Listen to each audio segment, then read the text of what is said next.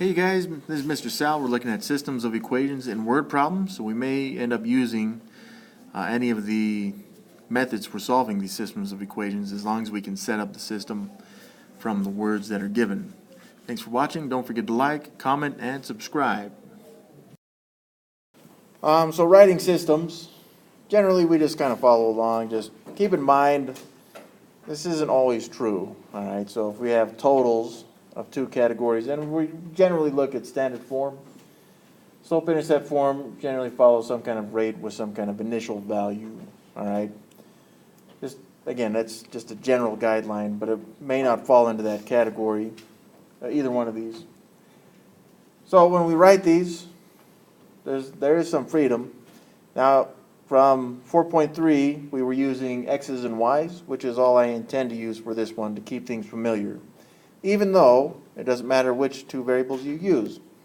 If for some reason you like a's and b's, then use them. But I'm going to be using x and y's. Okay. The sum of two numbers is 95. The difference of the two numbers is 63. What are the two numbers? Now, sometimes we like these brain teasers. Just not usually in a math class, right? However, the good news, sorry, that last part. Let x be the large number and y be the small number. That's very generous of them. In this one, they've given us the first two sentences, which will create two separate equations for us. So the first one, and since we know x is the large number and y is the small one, it said the sum on this, so we know it's addition. And then it is one of those key words. Once we see is, we know it's an equal sign. This is going to equal the 95 that they gave us. Now that's one equation right there, just from the first sentence.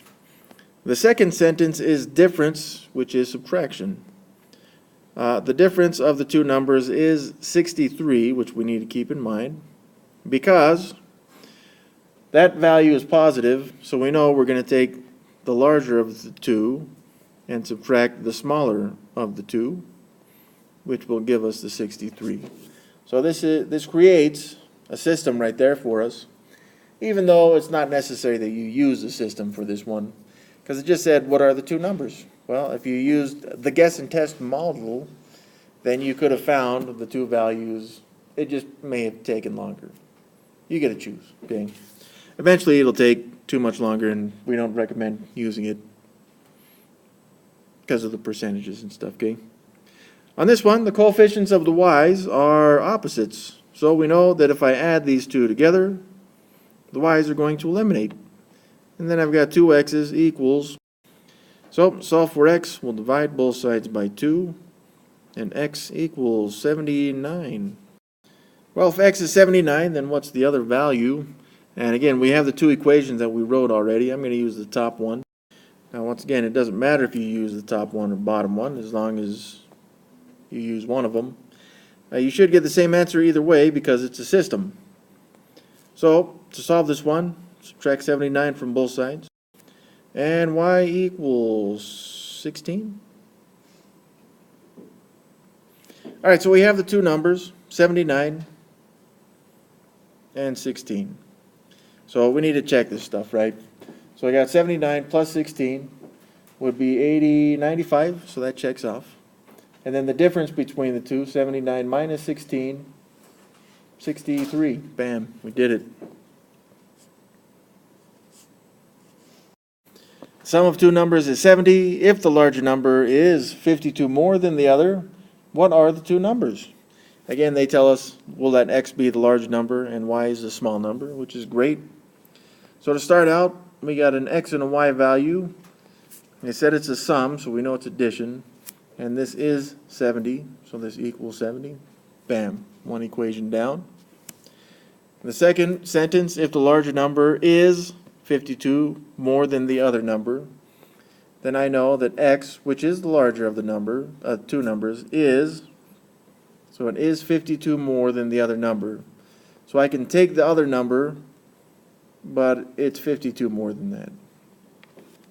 Now be careful, the way that I have this written was not completely on purpose.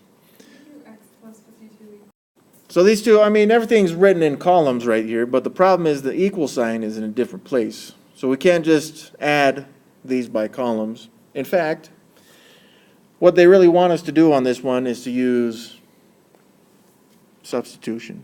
Because we know what the x value is, right? X is this y plus 52 stuff. So in this equation, I can replace x with y plus 52. And the rest of it stays the same, right? Plus y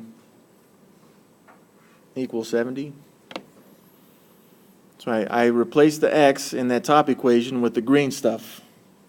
The rest of it stayed the same. So we'll solve for y by combining like terms, isolating the y, and dividing by the coefficient. So it appears that y is 9. All right, now if I were you, I would use the second equation, x equals y plus 52. But again, we know the y value is 9. So 9 plus 52 is 61. So I've got the two values, 61 and 9. So we'll check, right? So the sum of the two needs to be 70. 61 plus 9 is 70. And then the bigger number needs to be 52 bigger than the other one. So 9 plus 52 is 61, and that checks off as well. And we know that's our answer right there.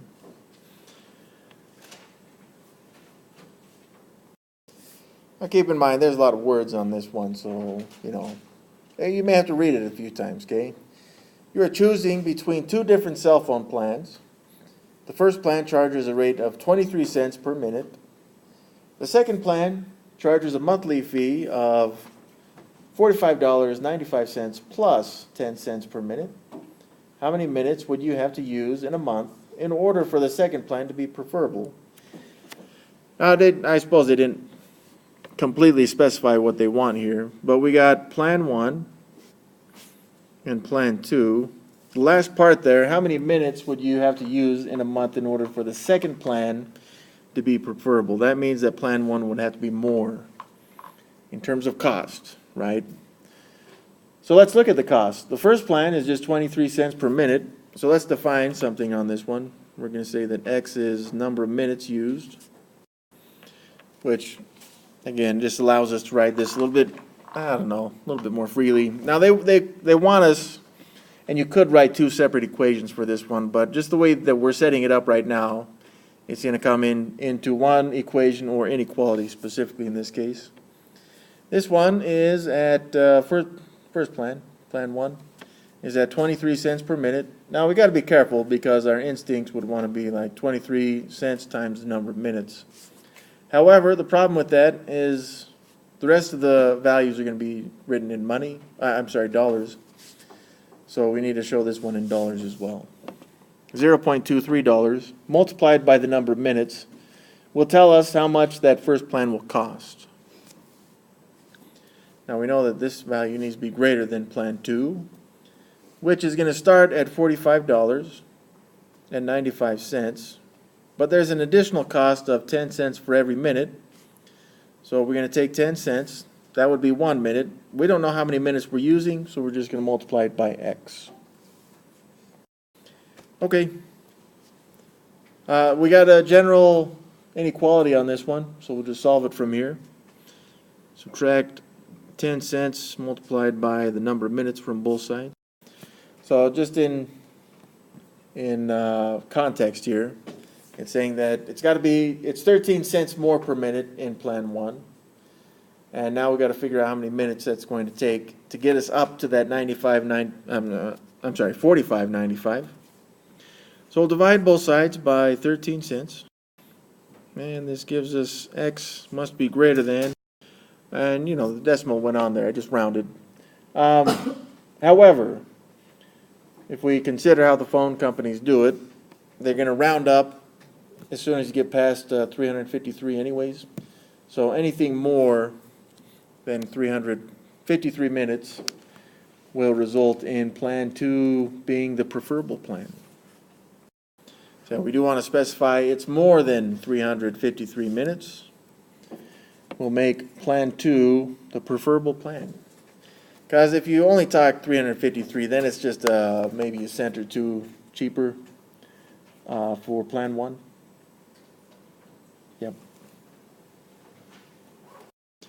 You spend $92 buying 15 books to donate to the local elementary school. Activity books cost $4 each, and the story books cost $12 each. How many of each type of book did you purchase? Now, this is one of those where, again, they have not defined the two variables for us, but we can define them for ourselves, x and y. The two variables we're looking at are always going to be the two values we're solving for. In this case, how many of each type of book purchased, okay? So, x can be the number of, well, what type of books did we have? We had activity books. And y, the other kind of book, it was the story books there. So that defines our two variables, but we've got to write two equations based on the information they gave us. That first sentence should give us an equation. You spent $92 buying 15 books to donate to the local elementary school. Well, we might be able to make two equations from it. Here's what they've told us. They've told us totals, two different totals. One is the amount of money spent, and the other one is the number of books. So we got equation based on number of books, and then that second equation will be based on dollars spent. Okay? The equation on the books, well, the two types of books we have are activity books, and we got story books. If we combine those two together, then like it said up here, you would have had 15 books. On the other hand, for money though, still the same types of books, activity books and story books, but this is based on cost, right? So how much money did we spend on activity books? Activity books were $4 each. So if I take 4 and multiply it by the number of activity books I purchased, then I will know how much was spent just on those books. Same idea with the story books. It's $12 for every one of those. But again, we don't know how many we bought. So 12 times y will tell us how much was spent on story books. When we add these two costs together, we should get the total at 92 bucks. All right, this looks like we're going to use the elimination method, although we don't have to. You could use substitution, or even graph it for that matter. But I'm going to use elimination on this one. What I'm going to do is multiply this top equation by -4, which means I am choosing to eliminate the x's. So I got -4x minus 4y equals -60. So we'll add these together, and the x's eliminate just like we wanted. -4y's plus 12y's is 8y's, and -60 plus 92 is 32. So this is going to work out pretty well. So y is 4. So the number of storybooks, 4. 4 storybooks. Now you could use either equation that you want, but I'm going to use that top one just because it's pretty easy to work with. X plus y equals 15. And the y value, which was the storybooks, we know now is 4. And solving for this one, we get an x value of 11. So 11 activity books. So there's our two answers. So, but let's check, right? 11 activity books plus 4 story books is 15 books. 11 times 4 is 44, plus 4 times 12 is 48. 44 plus 48 is 92. That would be costs. So we have a total cost of 92 bucks. So we did it.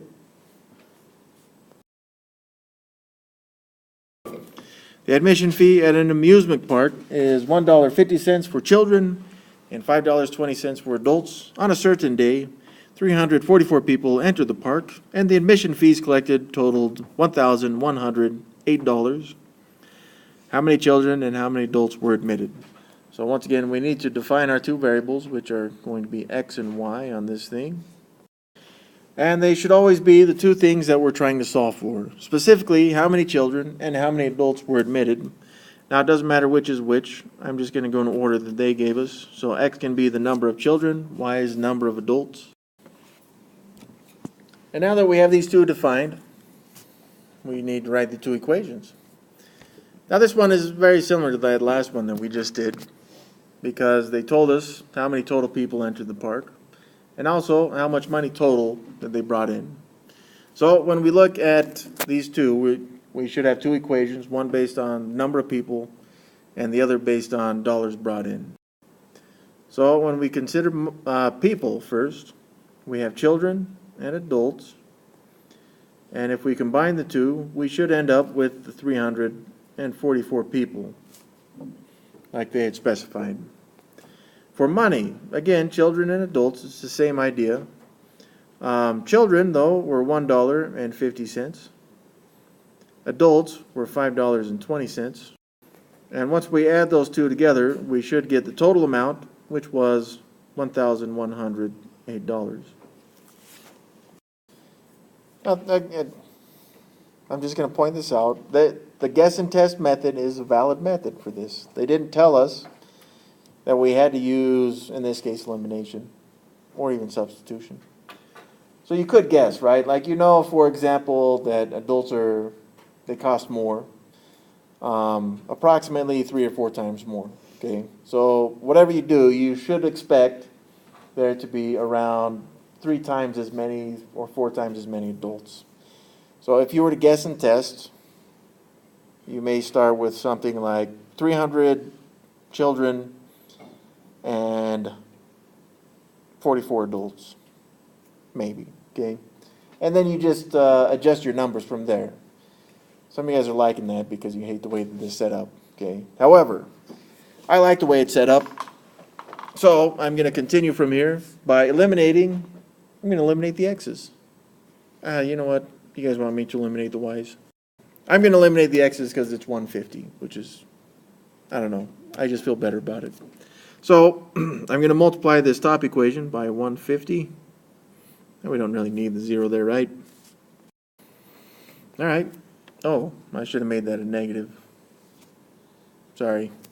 Well, that's not too bad, actually. I just got to go in here and change these signs. So instead of that being plus as well, subtract. Now I can add these together, and the x's will eliminate, which is just what we wanted. Now that came out really clean, which is actually what we should expect from a problem like this.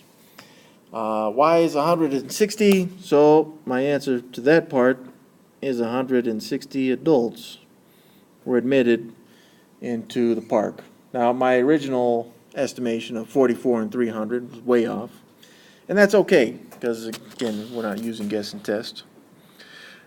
So to solve this one, I'll use the top equation again. And this time we're replacing the y with 160. All right, 184, that's in children. So 184 children were admitted. Now let's check though. 184 plus 160 is 344 people. That's good.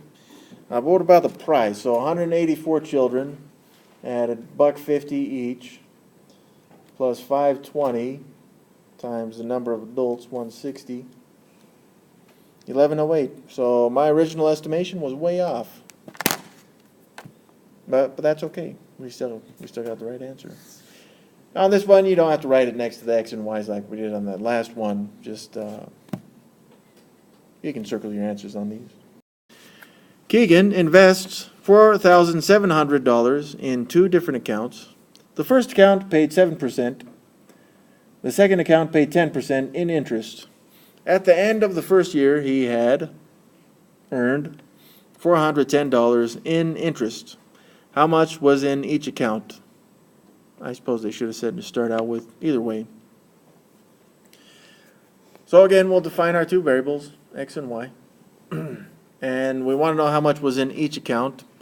We got 2 different types of accounts. We got a 7% account, and we also got a 10% account. So that's how much, how much money was put in at the beginning for each of these 2 accounts. So I mean, if you want to put how much they put as dollars, whatever, okay? Just as long as we know that's how much they put in. Here's what we know in the beginning, right, is that $4,700 was placed into the 2 different accounts. So in the beginning, you had how much was placed in the 7%, and then you also had how much was placed in the Y which is the 10% account. So there's the two accounts. If we add these two together, we should get the amount of money that Keegan started with investing. So there's one equation, just based on the amount of money. The next equation will be based on how much was earned. So they did tell us how much was earned right there, $410, okay? So we got the two accounts again, 7% and 10%. Well, how much did the 7% account pay out? Well, you'd have to take the amount they put in, and they were paid 7%. Now, I'm not going to use this straight percent. I'm going to use the decimal value on this, which will tell me how much was made out of that 7% account. So what that means is if I just took that 0.07 and multiplied it by how much Keegan put in that 7% account, I would see how much Keegan made off the 7% account. Now, thank goodness this is just 1 year, otherwise there'd be more multiplication, but we're not worried about that. The other account is at 10%, so just to emphasize this, there's 10%. And again, if I add those two totals together, then we should get how much total interest Keegan had earned, which was $410. So we got to choose which of these two variables we want to eliminate, and then we'll solve. That will tell us how much was in either account. Which one do you guys want to eliminate? All right, if I choose to eliminate x, then I've got to multiply this. I would multiply it by 100. Here's what that does, and we'll see what that does before we do anything with that other equation. I'm multiplying this by 100 just to get rid of the decimal. I don't have to do it like that. Do you guys just want me to multiply the top equation by 0.07? Let's do it. We will do that because, well, several reasons. You guys wanted it, and that's good.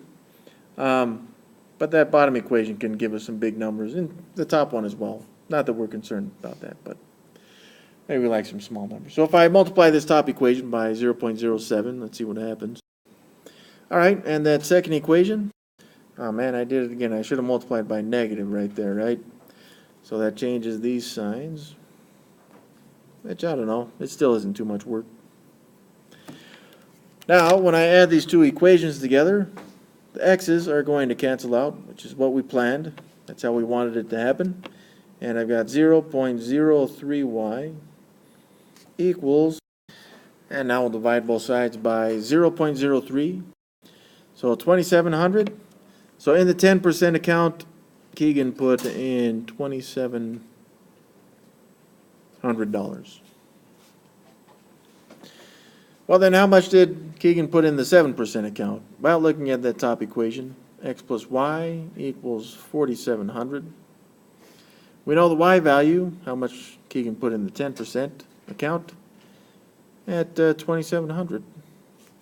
So solving this, we see that x equals 2,000. So in the 7% account, Keegan put in $2,000. Now we should check.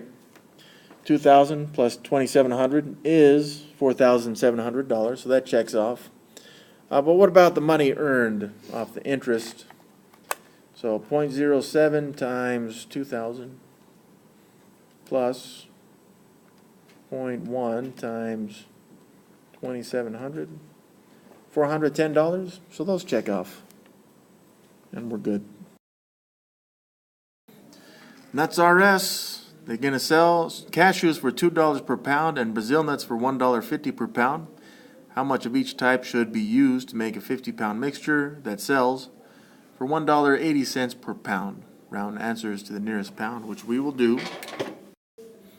So to start us off, they didn't give us a lot of information, but we do know, first off, that we want a 50-pound mixture. Also, we want to know how much of each type of nut we should use. And the two types of nuts are Brazil nuts and cashews, which will be represented by the X and Y's. And that's in pounds for both of those. So I've chosen X to be cashews, Y Brazil nuts. And that allows me to at least write my first equation from the 50 pounds, because that's the total, is going to include the cashews and the Brazil nuts added together. And so that would give us the 50-pound mixture. The next up is based on the cost.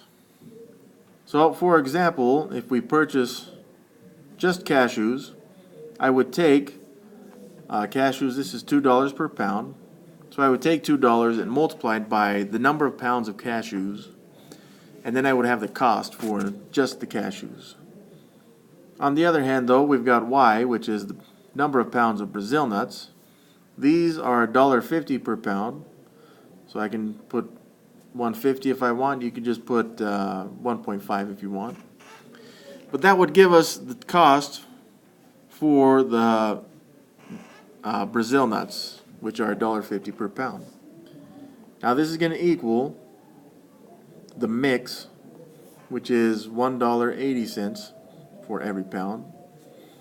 And we also know how many pounds of that we want, okay? Because all of these quantities that we have right here, 2 times x, 1.5 times y, and 1.8 times 50, that tells us that we're multiplying the number of pounds by the amount it costs per pound. So we're essentially finding the cost for each of these. So overall, in terms of cost, if we were to combine $1.80 per pound times 50 pounds, I would have 90. So that means that if I look at my cashews and my Brazil nuts, the cost of them combined is going to bring in, or will charge eventually for the 50-pound mix, $90. Now we can't forget that we have that other equation, x plus y equals 50. And that's our system right there. All we got to do is solve it. And to solve this one, looks like I'm gonna choose to eliminate the x's. So I'm going to multiply this second equation by -2. So that gives me these two equations, which I can now combine by adding each of the columns together. And the x's will cancel out. I've got -0.5y, and 90 minus 100 would be -10. So to solve for y, all I'm going to do is divide both sides by -0.5, and we get 20. So that's 20 pounds of the Brazil nuts.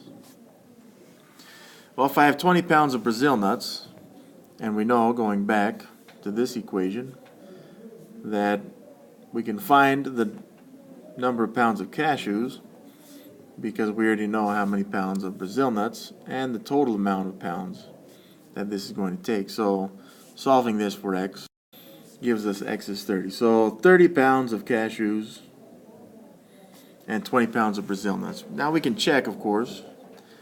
30 plus 20, that's 50 pounds. And 2 times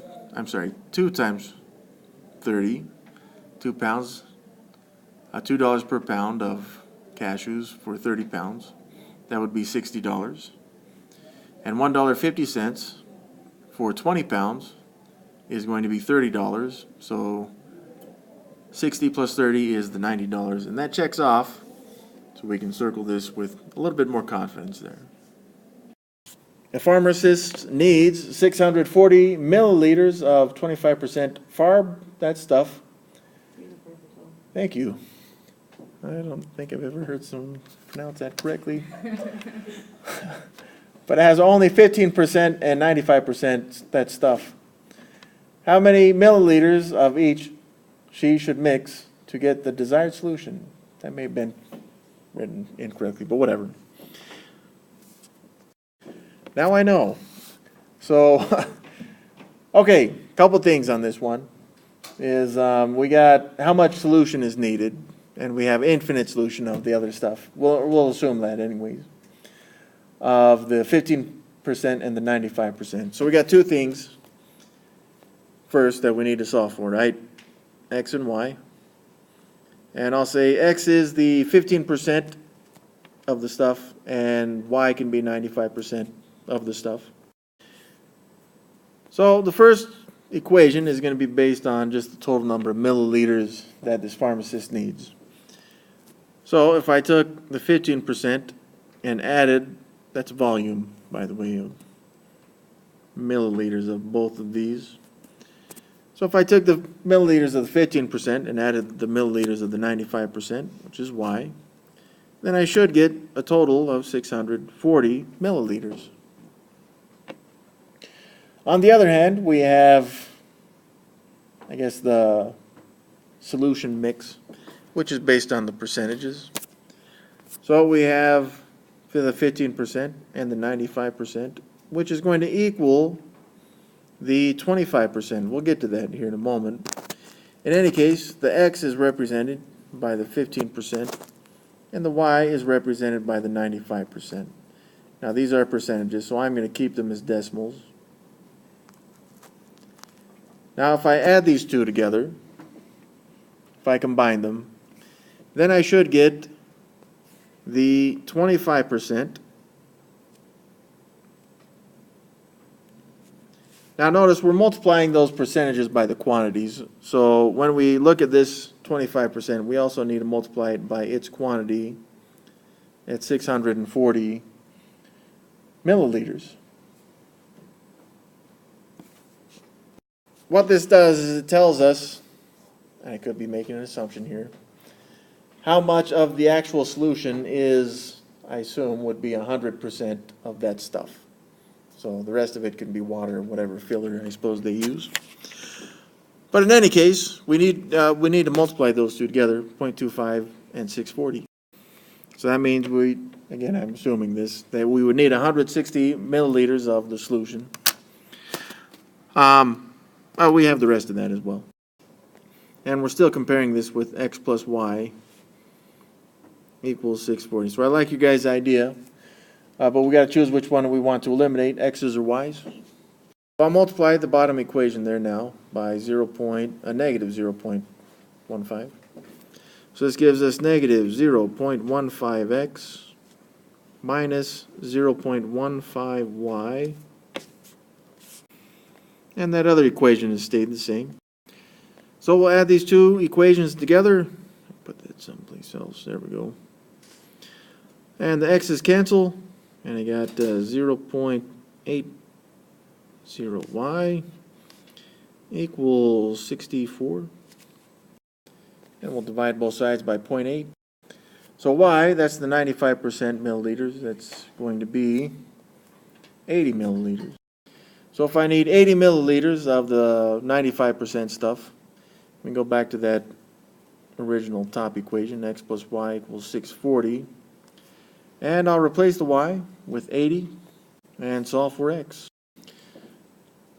Yeah, 560. So it looks like the 15% stuff, we would need 560 milliliters of that 15% stuff. That's a 6.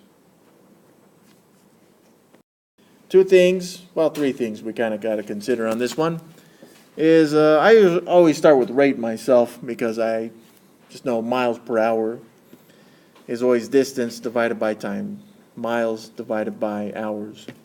So if we look at this and just abstractly, rate equals distance divided by time, we can manipulate this if it were necessary to be time equals the distance divided by the rate.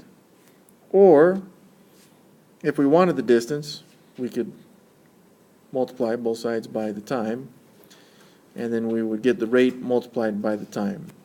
One of these three we're going to end up using one way or the other, okay? We got to be careful with which one we use, but usually it kind of tells us in a way which one to use, so just keep those in mind. Like this one. An airplane travels 480 miles in 3 hours with the wind. The return trip against the wind takes 4 hours. What is the wind speed and the speed of the airplane in still air? Now, no tricky physics business on this. Just straight mathematics, okay? So, what I'm saying is I'm not worried about friction or any air friction, whatever. If you guys remember that stuff, whatever. So, what we do know is that the distance for the, I guess it was with the wind. With the wind is the same as the distance against the wind. All right, well, that doesn't, I guess, may not help us with the rates. Here's what we know as well, is that with the wind, it took 3 hours, okay? So there's two things we're trying to find on this. Let's define those, x and y. And so I'm going to say x is the wind speed, and then y will be the airplane speed. Okay, so with the wind, let's look at that. Just in terms of speed on this, okay, so with the wind, then I would have the speed of the airplane, which is y, and with the wind, I would be adding the wind speed on this, okay. Now, what does this give us? Well, it tells us that it was 480 miles in 3 hours. So that's going to give us the actual speed, or the final average speed of the plane in the 3 hours. So 480 miles in 3 hours. Which would be 160 miles per hour. Now, on the other hand, though, we have against the wind, which is going to be the speed of the plane, but it's going against the wind, so we're going to have to subtract the wind speed on this one. And that will be, again, it's the same distance at 480 miles, but this time it took 4 hours. So this one is speed of the plane, subtract the speed of the wind, would equal 120 miles per hour. Well, that's nice, actually. It gives us the two equations that we need. So I apologize, I guess we don't, in 1010 we use that type of method, but we're good here now. We got the two equations. Y plus x equals 160, and also y minus x equals 120. So you guys recognize here, if we eliminate the x's, which we can do now, then I'd get 2 y's equals 280. Now y is the speed of the plane, so when I solve for this, I do have the speed of the plane at 140 miles per hour, which means that if I wanted the speed of the wind, I would add another 20 miles per hour, or I could subtract it if I'm going against it. So again, we could put that into the equation, 140 plus x equals 160, and 140 plus 20 would work on that. So x in this case, 20 miles per hour, that's the wind speed, and 140 for the airplane.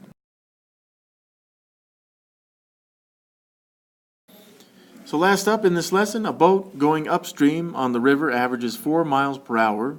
Going downstream, the boat averages 8 miles per hour. Find the average speed of the current and the speed of the boat in still water. I'm going to use two different methods, and the first one will be the traditional method. We know we want to solve for two things. I'm going to use a different variable for this one. We got the speed of the current, so C will be the speed of the current. And I'll use B as the speed of the boat. Again, I'm just doing this to demonstrate that it doesn't matter which variables we use. So this is nice to see. That's kind of a change up if it is something you're choosing to do.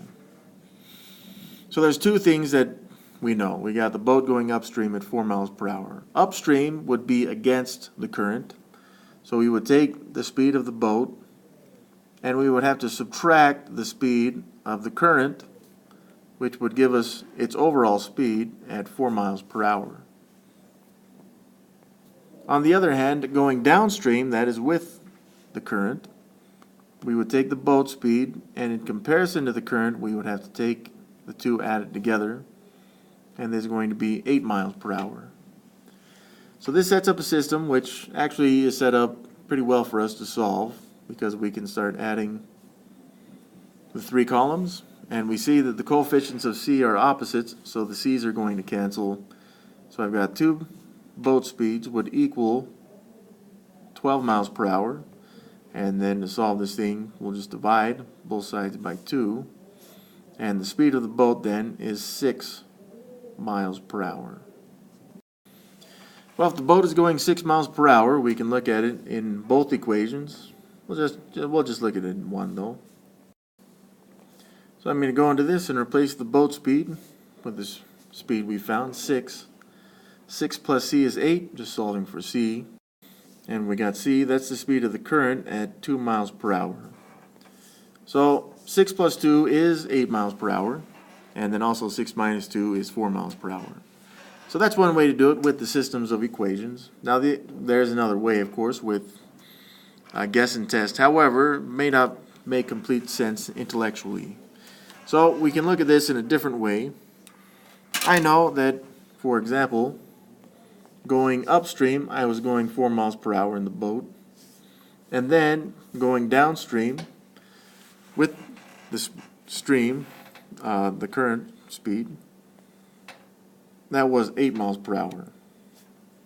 Well, the boat has to be somewhere in between those.